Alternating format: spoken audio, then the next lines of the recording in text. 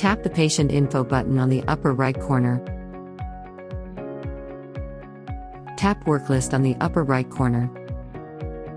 Select where to download the worklist.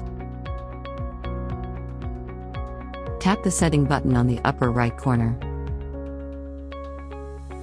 Tap Add New. Fill in the DICOM server information.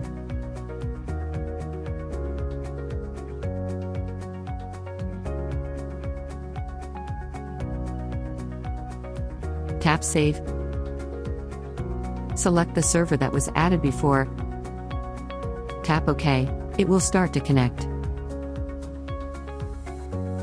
Tap the server icon to set search criteria. Select and fill in the search criteria.